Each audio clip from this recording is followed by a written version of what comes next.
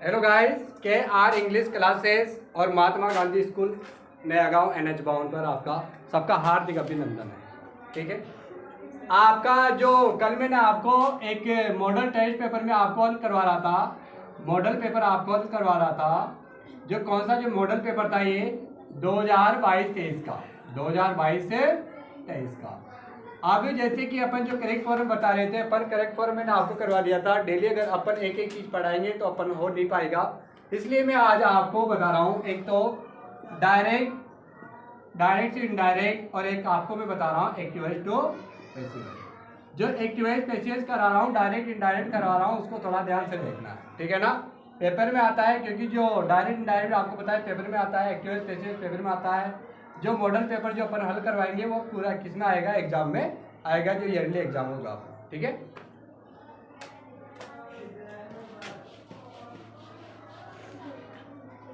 सबसे पहले मैं आपको क्वेश्चन लिखवा रहा हूं।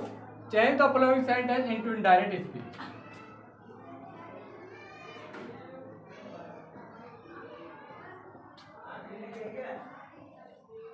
Change the following sentence into indirect speech.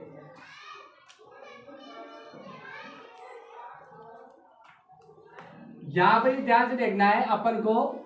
Change the following sentence into indirect speech. जो डायरेक्ट स्पीच है, उस डायरेक्ट को अपन को किसमें चेंज करना है, इनडायरेक्ट स्पीच में चेंज करना है। जैसे कि अपने सामने एक क्वेश्चन आता है, यहाँ पर मैं आपको क्वेश्चन लिखवाता हूँ। पहला क्वेश्चन है ये, यहाँ पर my friend said to me, do you live in this house? Do you live in this house? Interrogation mark. दूसरा सेंटेंस वापस मैं आपको लिखवा रहा हूं।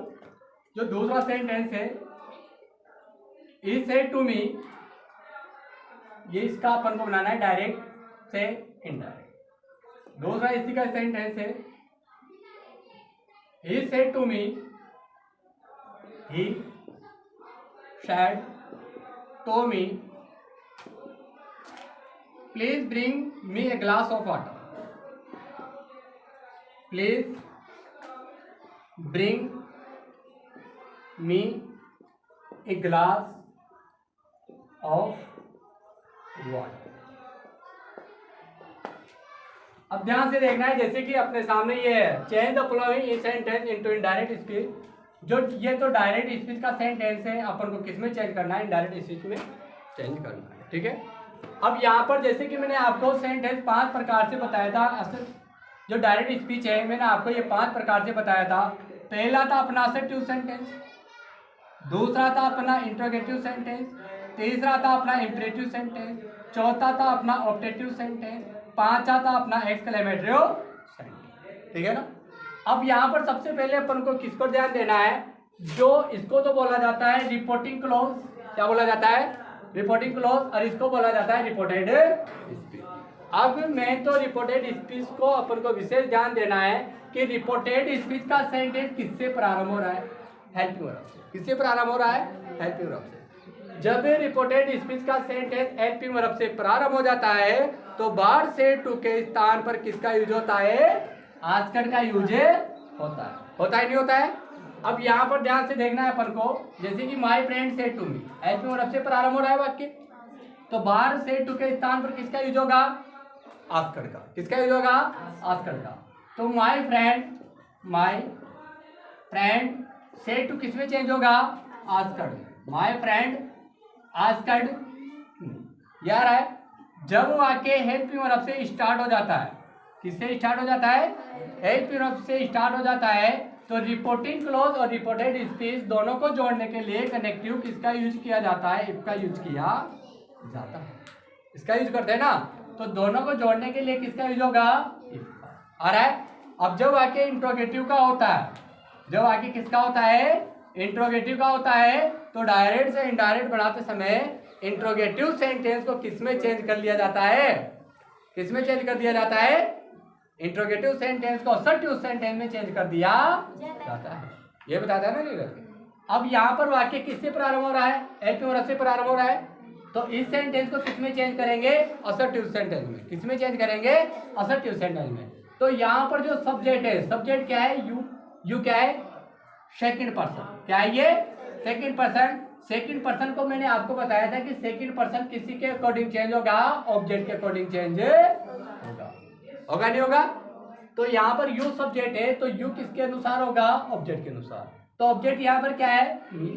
तो यू किसमें चेंज होगा? ये होगा ना। तो यू किसमें चेंज हो गया? आई में। तो यहाँ पर प्रेजेंट इंडेफिनिट टेंस है।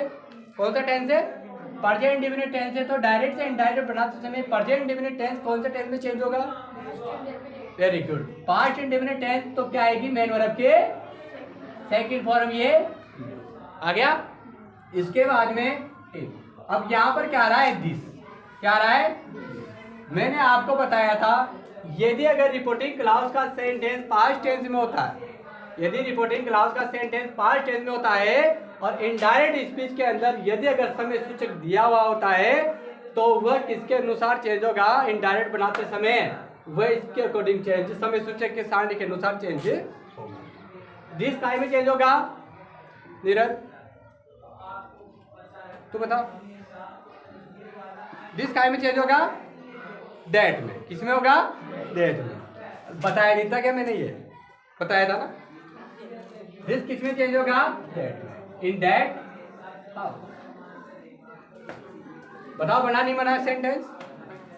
बनाना। My friend asked me if I lived in that. अरे ये बनाना। अब उसके बाद में जैसे कि यदि अगर वाक्य प्लीज या काइंडली से स्टार्ट हो जाता है, यदि अगर वाक्य प्लीज या काइंडली से स्टार्ट हो जाता है तो ऐसे सेंटेंस को कौन सा सेंटेंस बोला जाता है? इंपरेटिव सेंटेंस बोला जाता है। इंपरेटिव सेंटेंस कितने प्रकार से प्रारंभ होते हैं? इंपरेटिव सेंटेंस कितने प्रकार से बना सकते हैं? 4 प्रकार से। कौन कौन से? प्लीज या काइंडली से, मेन वर्ब की फर्स्ट फॉर्म से, डोंट से या फिर लेट से। बना सकते हैं नहीं बना सकते हैं? अब यदि वाक्य यहाँ पर किसका यूज हो रहा है? Please bring me a glass of water. अब यहाँ पर मेन वर्ब की प्लीज से या काइंडली से वाक्य प्रारंभ हो रहा है, तो बार से टू के स्थान पर किसका यूज होगा? किसका यूज होगा? किसका यूज होगा? हाँ, रिक्वेस्टेड का। किसका यूज होगा? रिक्वेस्टेड का। तो यहाँ पर जब इसका डायरेक्ट इनडायरेक्ट बनाते हैं ही से टू के स्थान पर रिक्वेस्टेड का, है ना। ये क्योंकि उसका रिक्वेस्टेड का, ऑर्डर टू का, ये मैंने आपको सब रूल्स लिखवा रखा है, लिखवा रखा है ना। तो इस अकॉर्डिंग मैं आपको बता रहा हूँ। प्लीज है काइंडली से प्रारंभ हो रहा है, तो बाहर से टू के स्थान पर किसका यूज होगा? रिक्वेस्टेड का। ये रिक्वेस्टेड आ गया। ही रिक्वेस्टेड मी, यह आएगा। जब डायरेक्ट से इनडायरेक्ट बनाते हैं और जब आके जब इसका कौन सा सेंटेंस, जब रिपोर्टेड स्पीच का सेंटेंस यदि प्लीज या काइंडली से प्रारंभ हो जाता है तो डायरेक्ट से इनडायरेक्ट बनाते समय प्लीज या काइंडली को हटा दिया है ना। और रिपोर्टिंग क्लॉज और रिपोर्टेड स्पीच दोनों को कनेक्टिव करने के लिए कनेक्टिव किसका यूज किया जाता है? टू का। किसका? तो ये आ गया। प्लीज या काइंडली जाएगा। हमेशा जो टू का यूज होता है वो मेन वर्ब से पहले आता है। किससे पहले आता है? मेन वर्ब से पहले आता है। तो क्या आएगा? ब्रिंग, यह आएगा ना। अब इसमें ऑब्जेक्ट क्या है? मी, एक नहीं है, तो मी किसके अकॉर्डिंग चेंज होगा? सब्जेक्ट के अकॉर्डिंग। इसके अकॉर्डिंग होगा ना, तो क्या आएगा यहाँ पर? आएगा नहीं आएगा? A glass of water, a glass of water. बताओ आया नहीं आया? इसमें आया क्या? अब इसी के बाद में आपको यहाँ पर ये तो होगा डायरेक्ट इनडायरेक्ट का। अब इसी के नीचे मैं 8-10 क्वेश्चन में आपको लिखवाऊंगा, प्रत्येक चीज आपको बताऊंगा। इसके नीचे जैसे कि भाई active voice to passive voice, active voice to passive voice. अब एक्टिवाइज टू पैसिवाइज को भी थोड़ा ध्यान से देखना है आपको। एक्टिवाइज टू पैसिवाइज को थोड़ा ध्यान से देखना है। जैसे कि change the following sentence into passive voice. Direct लिख देता हूं मैं यहाँ पर, अरे into passive voice, passive voice. Passive voice को बनाना है अपन को। जैसे कि यहाँ पर stop making a noise, stop making a noise, active voice, stop making a noise. एक तो हो गया ये स्टॉप मेकिंग ए नॉइस। दूसरा हो गया I wrote the letter in English, passive voice बनाना है। दूसरा यहाँ पर इसका एक्टिव वॉइस एक और लिखवा देता हूँ, आई रोट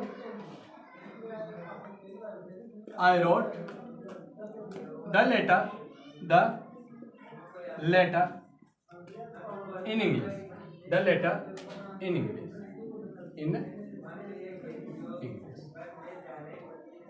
या गया। अब यहाँ पर देखना है, इसे ध्यान देना है, stop making a noise active voice से पैसिव वॉइस से। अब यहाँ पर भी वाक्य किससे प्रारंभ हो रहा है, मेन वर्ब की, लेकिन ये तो डायरेक्ट इनडायरेक्ट था, और ये क्या है, active voice passive voice. Main verb की फर्स्ट फॉर्म से जो वाक्य प्रारंभ हो जाता है वो हमेशा इंपरेटिव सेंटेंस होता है। कौन सा सेंटेंस होता है, इंपरेटिव सेंटेंस होता नहीं होता है। अब इंपरेटिव सेंटेंस है, अब इसका अपन एक्टिव वॉइस से पैसिव वॉइस कैसे बनाएंगे, थोड़ा विशेष ध्यान से देखना है अपन को। स्टॉप आ गया, जब वाक्य यदि अगर मेन वर्ब की फर्स्ट फॉर्म से प्रारंभ हो जाता है तो एक्टिव वॉइस से पैसिव वॉइस बनाते समय वह सेंटेंस को किससे स्टार्ट करते हैं अपन, लेट से। इससे स्टार्ट करते हैं लेट से। तो पहले अपन क्या लिखेंगे, राइट करेंगे लेट। आ गया, लेट के बाद में ऑब्जेक्ट क्या है, मेकिंग ए नॉइस। बताओ आ रहा है नहीं आ रहा है समझ में, लेट मेकिंग ए नॉइस। उसके बाद में जब वाक्य मेन वर्ब की फर्स्ट फॉर्म से प्रारंभ होता है तो उसका पैसिव वॉइस बनाते हैं, तो वाक्य को हमेशा लेट से स्टार्ट करते हैं। लेट के बाद में हमेशा ऑब्जेक्ट लिखते हैं। ऑब्जेक्ट क्या है, मेकिंग ए नॉइस, यही ना। उसके बाद में किसका यूज करते हैं, बी का, यही करते हैं ना। तो क्या का यूज होगा, उसके बाद मेन वर्ब की थर्ड फॉर्म ये स्टॉप, क्या आएगा ये स्टॉप। लेट वाला जब आके मेन वर्ब की फर्स्ट फॉर्म से स्टार्ट हो जाता है तो उसमें काय का यूज नहीं होता है, बाय का यूज नहीं होता है, ठीक है ना। Let making a noise be stop. बताओ आया नहीं आया समझ में। उसके जस्ट बाद I wrote the letter in English. अब इसका क्या बनाना है अपन को, पैसिव वॉइस बनाना है। ये क्या है, असर्टिव सेंटेंस है। कौन सा सेंटेंस है ये, असर्टिव सेंटेंस है कि नहीं है।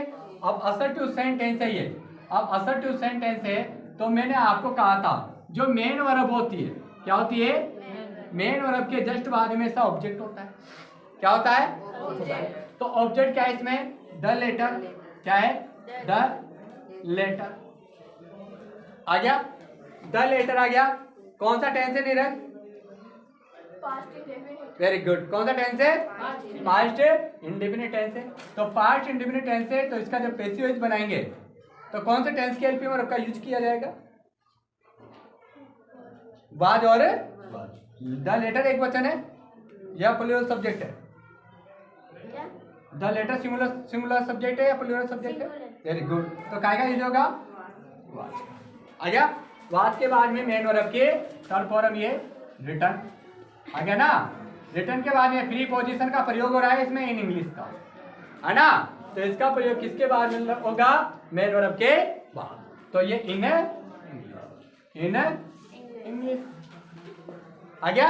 इन इंग्लिश के बाद में वही बाय क्या बचा, सब्जेक्ट। आए किस में चेंज हो जाएगा, बताओ आया नहीं आया, आ गया ना। ये पेपर में आएंगे 10वीं क्लास के अंदर में, आपको पहले बता रहा हूँ। डायरेक्ट जो इनडायरेक्ट बनाते ना अपन, थोड़ा बहुत तो हिंट वो भी दे देता है एग्जाम में, वो भी दे देता है। जैसे कि अपन ने डायरेक्ट से इनडायरेक्ट बनाया पेपर में, उसने वो पेपर में आधा दे सकता है, माय फ्रेंड आस्क्ड दे दिया। यहाँ पर ऐसे भी दे सकता है पेपर के अंदर, जैसे कि my friend asked dot dot दे दिया उसने, दे दिया ना। अब उसके बाद में तो आपको ये क्या करना है, कंप्लीट करना है। आस्क्ड का यहाँ तक का यूज तो उसने आपके लिए कंफर्ट हो गया, ये आरामदायक हो गया भाई। हाँ बस सेट टू के स्थान पर किसका यूज करना है, इसका यूज करना है, तो या जिस चीज का यूज होगा। लेकिन आपको यहाँ पर अनेक चीजें का यूज होता है, जैसे कि अगर डोंट से वाक्य प्रारंभ हो जाता है तो डोंट वाले वाक्य में क्या क्या आता है, फॉरवर्ड भी आता है, सेट टू के स्थान पे आता है ना, उसके साथ में वारंट भी आता है। क्या आता है, वारंट, है ना। अब यहाँ पर देखो, अब वारंट दे दिया, तुम कहो भाई सर आपने तो हमें फॉरवर्ड बताया था, वारंट तो बताया नहीं, लेकिन वारंट उसने दे दिया। वारंट अगर उसने दे दिया तो डायरेक्ट आपको किस पर नजर जाएगी, तुम्हारी रिपोर्टेड स्पीच पर नजर जानी चाहिए। भाई रिपोर्टेड वारंट दे दिया, भाई कोई दिक्कत नहीं है, वारंट से तो जुड़ गया। अब रिपोर्टेड स्पीच डोंट से प्रारंभ हो रहा है, तो वारंट दे दिया उसने, तो डोंट हट गया ना, वही पूरा वाक्य यहाँ तक आ गया। जैसे कि ना पूरा वाक्य आ गया, फिर पूरा वाक्य आने के बाद में फिर वाक्य कनेक्टिव किससे होगा, टू लगा के बाकी सेंटेंस को नियम के अनुसार अकॉर्डिंग जो अपन बनाते हैं उसके अकॉर्डिंग क्या हो जाएगा, चेंज हो जाएगा। अगर यदि इसमें आ जाएगा तो मैं आपको बता दूंगा अभी, ठीक है ना। बताओ आया कि नहीं आया समझ में। ये कंप्लीट हुआ डायरेक्ट इनडायरेक्ट और एक्टिवाइज टू पैसिवाइज, दोनों चीजें एक साथ लेंगे अपन। एक्टिवाइज पैसिवाइज भी डायरेक्ट इनडायरेक्ट आज कंप्लीट करवाएंगे, पर कल 2-7 चैप्टर पकड़ेंगे अपन, ठीक है ना, जो परीक्षा से पहले ये भी कंप्लीट हो जाएगा।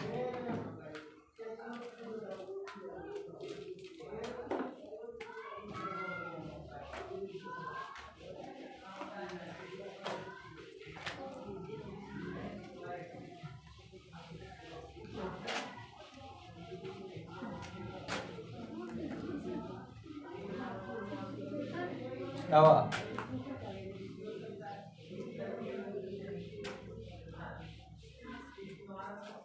क्या वाली बिजनेस में,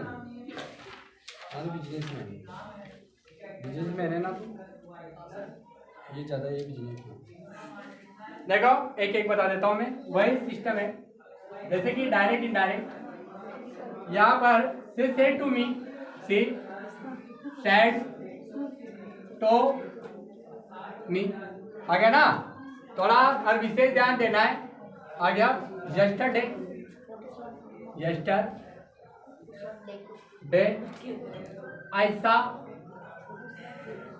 सा द मूवी, भगवान,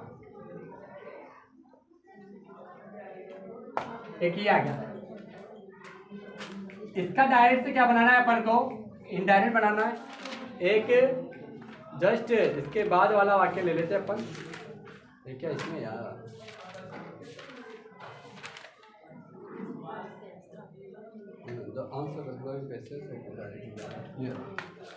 एक ही ले लेते हैं अपन, I have my mother said to I have look, एक डायरेक्ट इनडायरेक्ट, एक और देख लो, mother said to the son I have cooked pasta for you, और दोनों चीजें, ठीक है। अब यहाँ पर देखो कंफ्यूजन नहीं होना है बिल्कुल भी। यहाँ पर क्या आ रहा है, yesterday आ रहा है, yesterday आ रहा है, ठीक है, अपन मानते हैं कि यहाँ पर yesterday आ रहा है, लेकिन वाक्य यहाँ पर सब्जेक्ट से स्टार्ट हो रहा है, तो इसका मतलब असर्टिव सेंटेंस है। कुंदन तू भी देख लिया है ना, तेरी भी आएगा परीक्षा में, तू लगी नहीं है, मैं तू 10वीं क्लास से लगी है ना, तो फिर भी मैं मानता हूँ भाई तू 10वीं क्लास से लगी है, जानता हूँ मैं तेरे को, है ना भाई, मैं प्रेम से कह रहा हूँ भाई, इसे देख ले, है ना, मेरा क्या है, mind of out of range हो जाता है फिर, है ना। यस्टरडे आ रहा है, सब्जेक्ट से स्टार्ट हो रहा है, इसका मतलब असर्टिव सेंटेंस है, असर्टिव सेंटेंस है ना। अब यहाँ पर जब ये असर्टिव सेंटेंस यस्टरडे आ रहा है, यस्टरडे को कहाँ पर लिखेंगे, लास्ट में, कहाँ पर लिखेंगे, लास्ट में। अब यहाँ पर देखो वही she said to me, assertive sentence में सेड के स्थान पर काय का यूज होगा, अमित काय का यूज होगा, सेड टू के स्थान पर, हाँ टोल्ड का, वेरी गुड, से टोल्ड मी आ गया ना। अब रिपोर्टिंग और रिपोर्टेड स्पीच दोनों को कनेक्ट करने के लिए कनेक्टिव किसका यूज होगा, डेट का, किसका यूज होगा, हो गया। यस्टरडे को बिल्कुल छोड़ दो, है ना, टाइम से समय सूचक शब्द देना ही है, छूट गया ये। यहाँ पर जो सब्जेक्ट है, सब्जेक्ट क्या है? आई किसके अनुसार चेंज होगा? सब्जेक्ट के अकॉर्डिंग। किसके अकॉर्डिंग? तो यहाँ पर सब्जेक्ट क्या है? थर्ड पर्सन है, सी है ना, तो आई भी किस में जाएगा? आई में जाएगा, सी। तो ये थर्ड पर्सन में जाएगा ना। कौन सा टेंस है? पास्ट इंडेफिनिट टेंस है। कौन सा टेंस है रे? पास्ट इंडेफिनिट टेंस है, तो किस में जाएगा?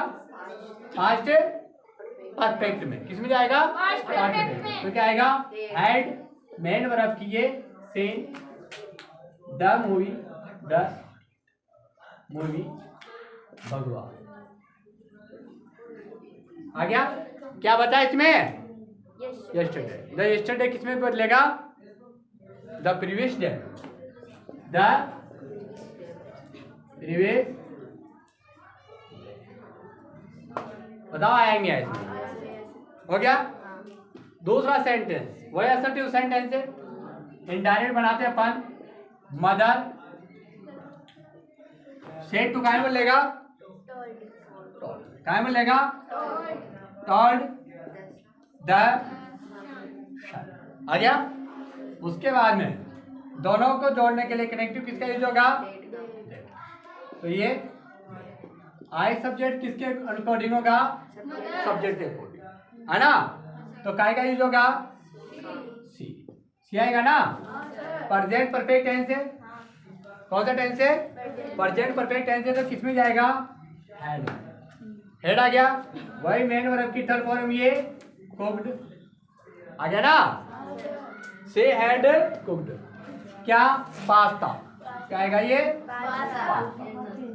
फॉर। अब यू सब्जेक्ट है, यू है ना यहाँ पर, लेकिन ऑब्जेक्ट के रूप में आ रहा है ये यू। तो यू किसके अकॉर्डिंग होगा? ऑब्जेक्ट के, इसके अनुसार होगा ना। तो यहाँ पर सन है, सन क्या है? पुत्र, लड़का है, तो काय में चेंज होगा? हिम में। काय में चेंज होगा? आया समझ में? ये हो गया आपका डायरेक्ट से इनडायरेक्ट। अब उसके बाद में आपको लिखवाते हैं एक्टिवाइज टू पैसिव। देखना है एक्टिवाइज पैसिवाइज। जैसे कि who bought, who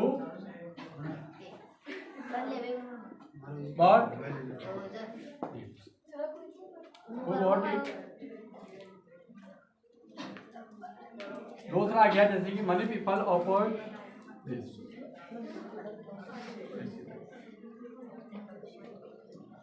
many people afford